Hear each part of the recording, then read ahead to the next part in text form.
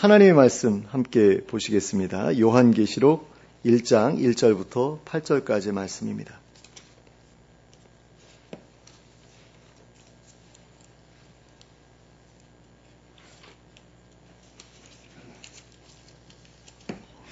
요한계시록 1장 1절부터 8절까지를 함께 합독하도록 하겠습니다. 함께 읽겠습니다. 시작. 예수 그리스도의 계시라. 이는 하나님이 그에게 주사 반드시 속히 일어날 일들을 그 종들에게 보이시려고 그의 천사를 그 종 요한에게 보내어 알게 하신 것이라. 요한은 하나님의 말씀과 예수 그리스도의 증거 곧 자기가 본 것을 다 증언하였느니라. 이 예언의 말씀을 읽는 자와 듣는 자와 그 가운데에 기록한 것을 지키는 자는 복이 있나니 때가 가까움이라. 요한은 아시아에 있는 7 교회에 편지하노니 이제도 계시고 전에도 계셨고 장차 오실 이와 그의 보좌 앞에 있는 7 영과 또 충성된 증인으로 죽은 자들 가운데에서 먼저 나시고 땅의 임금들의 머리가 되신 예수 그리스도로 말미암아 은혜와 평강이 너희에게 있기를 원하노라. 우리를 사랑하사 그의 피로 우리 죄에서 우리를 해방하시고 그의 아버지 하나님을 위하여 우리를 나라와 제사장으로 삼으신 그에게 영광과 능력이 세세토록 있기를 원하노라. 아멘. 볼지어다 그가 구름을 타고 오시리라. 각 사람의 눈이 그를 보겠고 그를 찌른 자들도 볼 것이요 땅에 있는 모든 족속이 그로 말미암아 애곡하리니 그러하리라. 아멘. 주 하나님이 이르시되 나는 알파와 오메가라. 이제도 있고 전에도 있었고 장차 올 자요 전능한 자라 하시더라. 아멘. 오늘 우리가 함께 읽은 본문은 요한계시록의 서론에 해당하는 부분입니다. 여기에서 요한은 자신이 이 글을 왜 썼으며 그 내용은 무엇에 관한 것인지 그리고 이 글의 독자들이 이 글을 어떻게 대해야 하는지에 대해 소개하고 있습니다. 먼저 1절 말씀을 함께 보시겠습니다. 예수 그리스도의 계시라. 이는 하나님이 그에게 주사 반드시 속히 일어날 일들을 그 종들에게 보이시려고 그의 천사를 그 종 요한에게 보내어 알게 하신 것이라. 자, 여기에서 요한은 이 책, 즉 계시록의 내용을 가리켜 예수 그리스도의 계시라고 소개하고 있습니다. 그렇다면 계시라는 말은 무엇을 가리키는 말일까요? 계시라는 말의 어원을 살펴보면 드러냄, 나타냄, 빛나는과 같은 뜻을 가지고 있습니다. 그러므로 계시라는 것은 무엇인가에 대해 밝히 드러내 주는 것을 가리키는 말이라고 할 수 있습니다.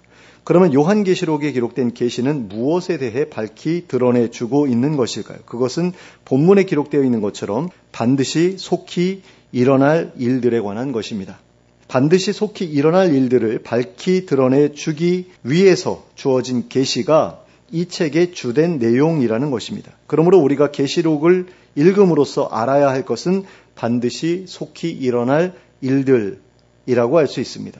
계시록을 읽으면 반드시 속히 일어날 일들을 알 수 있게 된다라는 거죠.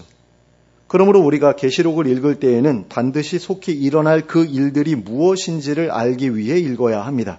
그것이 계시록을 읽는 목적이 되어야 한다라는 겁니다. 게다가 여기에서 요한은 이 계시를 예수 그리스도께서 반드시 속히 일어날 일들을 자기의 종들에게 보이시려고 요한에게 먼저 알게 하신 계시라고 말씀하고 있습니다. 그러므로 자신이 예수 그리스도의 종이라고 생각하는 사람이라면 내가 예수님의 종이고 예수님의 백성이고 라고 생각한다면 요한이 전해준 이 계시에 대해서 무관심하지 말아야 합니다. 이 계시를 알기 위해 힘써야 합니다. 예수 그리스도께서 그것을 바라시기 때문입니다. 그런데 요한은 여기에서 이 계시를 예수 그리스도의 계시라고 말하고 있을 뿐 아니라 하나님께서 예수 그리스도에게 주신 계시라고도 말하고 있습니다. 이 계시를 처음 전해주신 분이 하나님이시라는 것입니다. 이 계시는 예수 그리스도의 계시이기 이전에 먼저 하나님의 계시였다라는 것입니다. 그러므로 이 계시의 내용에는 오류가 있을 수 없습니다. 이 계시는 하나님의 계시이기 때문입니다. 그러므로 이 계시에서 소개하고 있는 일들은 요한이 말하고 있는 것처럼 반드시 속히 일어나게 될 것입니다. 그러므로 하나님을 믿는 우리는 그리고 예수 그리스도를 믿는 우리는 반드시 이 계시대로 되리라는 것을 믿어야 합니다. 이 계시는 하나님의 계시이자 예수 그리스도의 계시이기 때문입니다. 그리고 이 계시는 예수 그리스도께서 그의 천사들을 보내어 요한에게 가장 먼저 알게 하신 계시입니다. 그리고 요한은 이 글을 써서 세상에 남김으로써 예수 그리스도의 다른 종들, 즉 우리들에게도 이 계시가 전달되게 하였습니다. 그래서 이 계시가 우리에게까지 전해졌습니다. 그리고 이 계시가 우리에게까지 전달된 이유는 이 계시의 내용이 우리에게도 의미가 있기 때문입니다. 우리도 이 계시에서 말하고 있는 반드시 속히 일어날 일들에 대해 알고 있어야 하기 때문입니다. 그러므로 이 계시록은 나와 상관이 없다라고 생각하지 말아야 합니다. 그 다음으로는 2절 말씀을 함께 보시겠습니다. 요한은 하나님의 말씀과 예수 그리스도의 증거 곧 자기가 본 것을 다 증언하였느니라. 여기서 요한은 자신이 하나님의 말씀과 예수 그리스도의 증거, 곧 자신이 본 모든 것을 증언하였다고 말하고 있습니다. 그런데 원어로 보시면 예수 그리스도의 증거라는 말에서 증거라는 단어와 증언하였느니라 라는 말에서 증언이라는 단어가 서로 같은 단어가 사용되고 있습니다. 그러니까 둘 다 증언으로 하든가 둘 다 증거라고 해야 되는데 중복되는 게 불편해서였는지 하나는 증언이라고 번역하고 하나는 증거라고 번역했습니다. 그런데 그렇게 되면 오히려 우리가 더 헷갈리죠. 그래서 증언이라고 통일해서 보는 게 어떤가라는 생각이 듭니다. 그래서 여기서 요한은 하나님께서 말씀하시는 것과 예수 그리스도께서 증언하시는 것을 자신이 보았고 자신이 본 그것을 그대로 증언하였다고 말하고 있는 것입니다. 그리고 이 내용과 앞 구절의 내용을 서로 연결해서 보면 하나님께서 말씀하신 것과 예수 그리스도께서 증언하신 것이 바로 반드시 속히 일어날 일들에 대한 내용이라는 것을 알 수 있게 됩니다. 그 다음으로는 3절 말씀을 보시겠습니다. 이 예언의 말씀을 읽는 자와 듣는 자와 그 가운데에 기록한 것을 지키는 자는 복이 있나니 때가 가까움이라.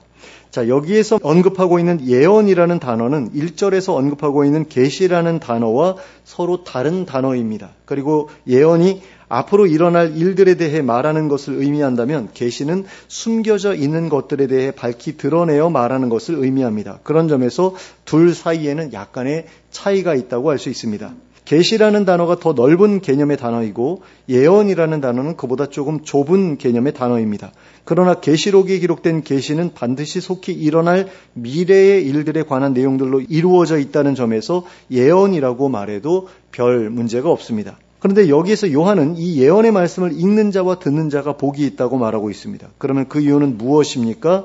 이 예언의 말씀을 읽어두면 앞으로 반드시 속히 일어날 일들을 미리 알고 대비할 수 있기 때문입니다. 게다가 이 예언 중에는 앞으로 반드시 속히 일어날 일들에 대한 대비책까지도 언급되어 있습니다. 그래서 요한은 그 가운데 기록한 것을 지키는 자, 곧 반드시 속히 일어날 일들에 대한 대비책을 지키는 자가 복이 있다고 말하고 있는 것입니다. 그러므로 우리는 계시록을 읽음으로써 앞으로 반드시 속히 일어날 일들이 무엇인지를 알아야 할 뿐 아니라 그 일들을 대비하기 위해 해야 할 일들, 즉 반드시 지키라고 말씀하신 일들이 무엇인지를 알아야 합니다. 그리고 그 일들을 지키려고 노력해야 합니다. 그리함으로 우리는 요한계시록에 기록되어 있는 환난과 심판을 피할 수 있게 될 것이고 종국에는 하나님 나라에 들어갈 수 있게 될 것입니다.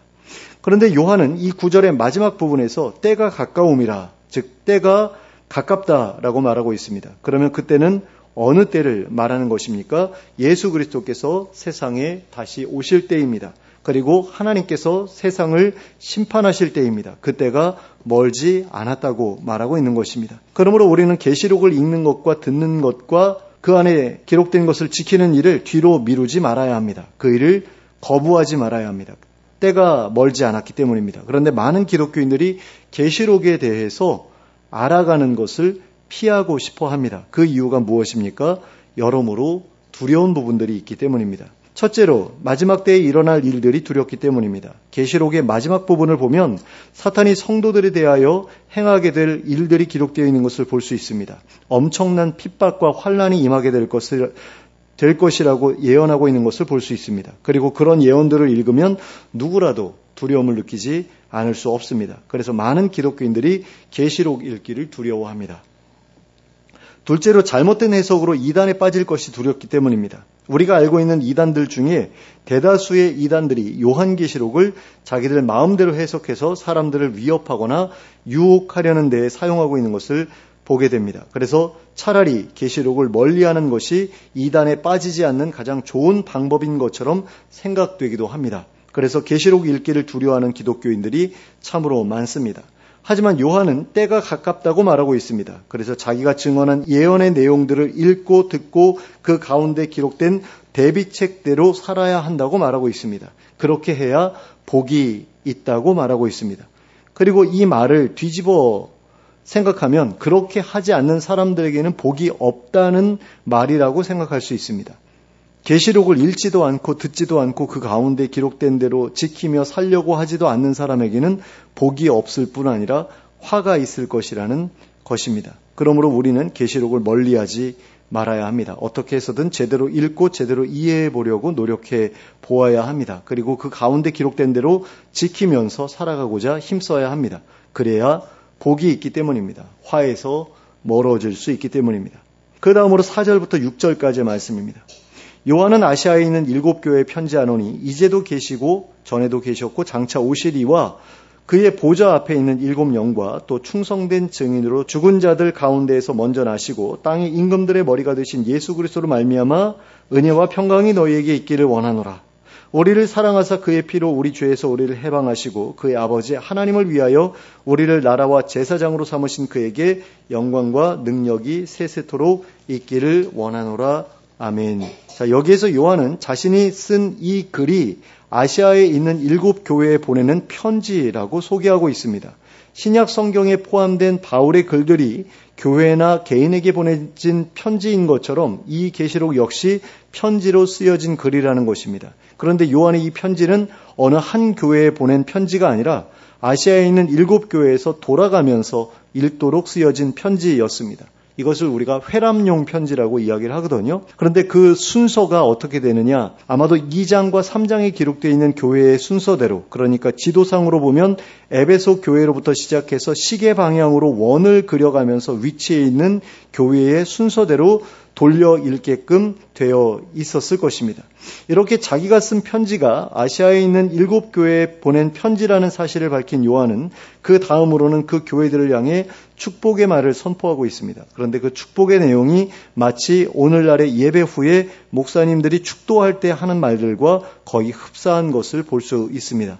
그리고 이 축복의 말에서 이제도 계시고 전에도 계셨고 장차 오시리는 성부 하나님을 가리킵니다. 그 다음으로 그의 보좌 앞에 있는 7영은 성령 하나님을 가리킵니다.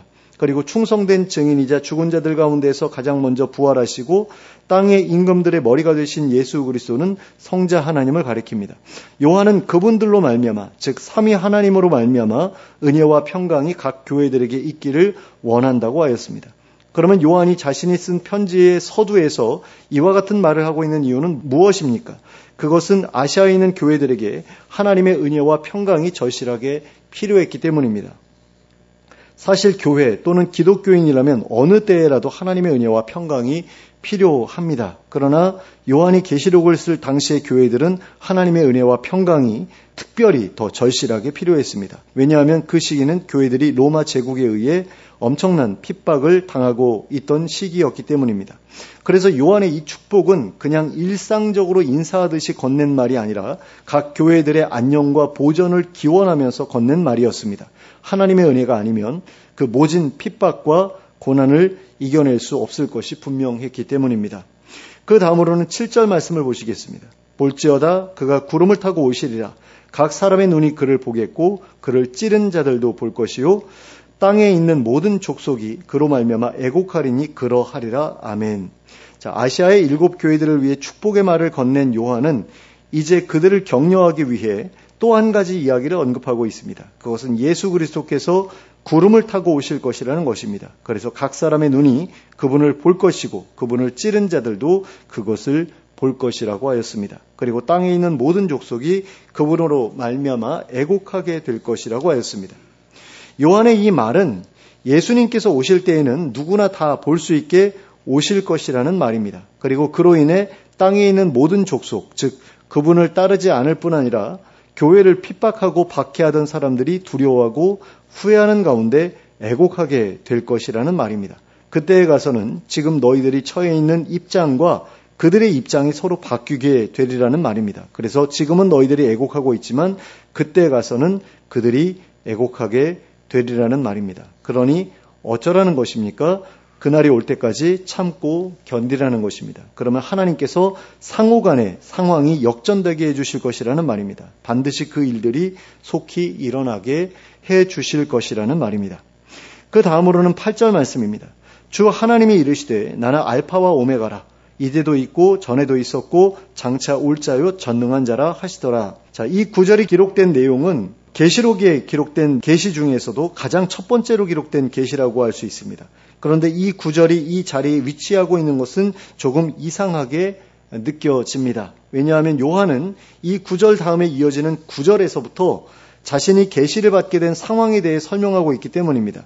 그런데 그에 대한 설명을 하기도 전에 자기가 본 것에 대해 미리 앞질러 언급하고 있으니 이상하다고 하지 않을 수 없는 것입니다. 그러면 요한이 이 말씀을 여기에서 이렇게 앞당겨서 하고 있는 이유는 무엇일까요? 그 이유는 이 계시를 자신에게 주신 분이 어떤 분이신지 소개하는 일이 요한에게는 그 어떤 일보다도 더 중요한 일이라고 생각되었기 때문입니다. 요한은 자신이 쓴 이 편지의 독자들이 자신에게 전해진 이 계시의 최초 계시자이신 하나님을 제대로 아는 것이야말로 가장 먼저 이루어져야 할 일이라고 생각했던 겁니다. 그래서 요한은 자신의 독자들에게 하나님께서 자기 자신에 대해 계시하신 이 말씀을 가장 먼저 소개할 필요가 있다고 생각했습니다. 그래서 이 말씀을 가장 앞으로 당겨서 소개했던 것입니다. 그러면 이제 하나님께서 요한에게 자기 자신에 대해 어떻게 소개하셨는지 살펴보도록 하겠습니다. 가장 먼저 하나님께서는 자신에 대해 알파와 오메가라고 소개하셨습니다. 자신을 처음과 끝이라고 소개하신 거죠. 그러면 처음은 무엇의 처음을 가리키는 것이고 끝은 무엇의 끝을 가리키는 것일까요? 처음은 세상의 처음을 가리키는 것이고 끝은 세상의 끝을 가리키는 것입니다.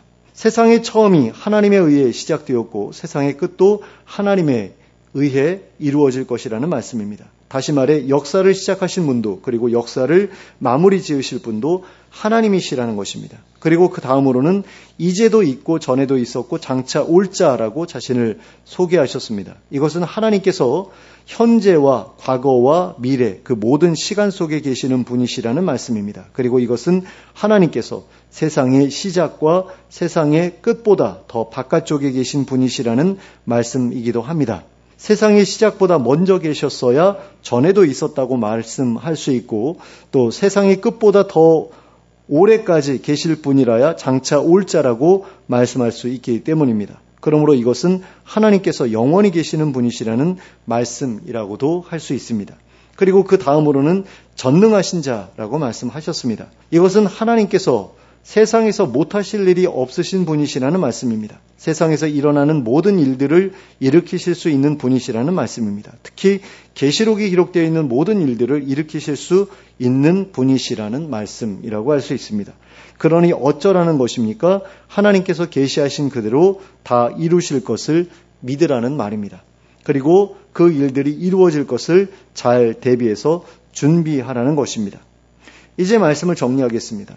우리는 오늘 요한계시록의 서문을 함께 살펴보았습니다. 여기에서 요한은 자신이 쓰고 있는 이 글이 하나님의 계시이자 예수 그리스도의 계시이며 앞으로 반드시 속히 일어날 일들에 대한 내용들로 이루어져 있는 글이라고 소개하였습니다. 그리고 여기에 기록된 내용들은 모두 다 하나님께서 친히 말씀하셨던 것들과 예수님께서 증언하셨던 것들을 자신이 보고 들은 대로 기록한 것이라고 소개했습니다. 그리고는 이 글을 읽고 듣고 그 안에 기록된 것을 지키라고 했습니다. 그리하여 복을 얻으라고 했습니다. 그러면 이 복은 어떤 복을 가리키는 것일까요? 바로 하나님 나라를 얻게 되는 복입니다. 예수님께서 이 땅에 오셔서 전하셨던 복음이 무슨 복음이었습니까? 바로 하나님 나라 복음이었습니다. 예수님께서는 세상에 오셔서 가장 먼저 선포하시기를 회개하라. 천국이 가까이 왔다. 하나님 나라가 가까이 왔다라고 하셨습니다. 이것이 바로 하나님 나라 복음의 내용이었습니다.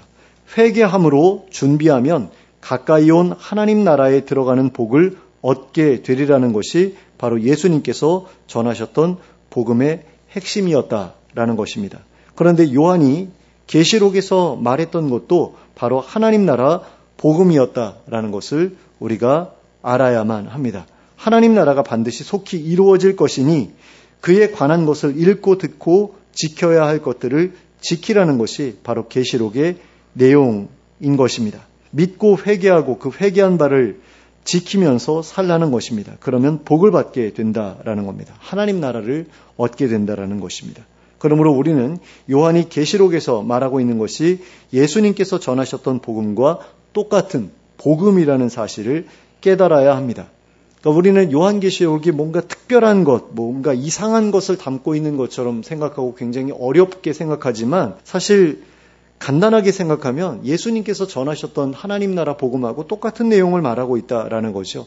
이걸 이상하게 풀다 보니까 이단이 되고 그러는 것인데 전혀 그렇게 어려운 것이 아니라는 것을 여러분들이 아셔야 한다라는 겁니다. 그러므로 이 계시록을 잘 읽고 잘 이해하고 그 가운데 기록된 대로 지켜 살아가는 것은 예수님이 전해주신 복음을 믿고 그 복음대로 살아가는 것과 똑같은 일이라는 것을 알아야 합니다. 그러므로 이 계시록을 잘 읽고 잘 이해하고 그 가운데 기록된 대로 지켜 살아가고자 힘쓰는 우리 모두가 될 수 있기를 바랍니다. 그리하여 예수님을 믿는 사람들로서 그리고 그분이 전해주신 복음을 확실히 믿는 사람들로서 하나님과 사람들 앞에서 부끄러움 없이 살아갈 수 있게 되기를 바랍니다. 그리고 그럼으로써 하나님 나라를 상으로 얻어 그 안에서 영원한 복을 누리며 살아가는 우리 모두가 될 수 있기를 예수 그리스도의 이름으로 축원합니다. 함께 기도하겠습니다. 사랑과 은혜가 풍성하신 하나님 아버지, 저희에게 이 책을 주셔서 앞으로 반드시 속히 일어날 일들에 관해 알게 하시니 감사합니다.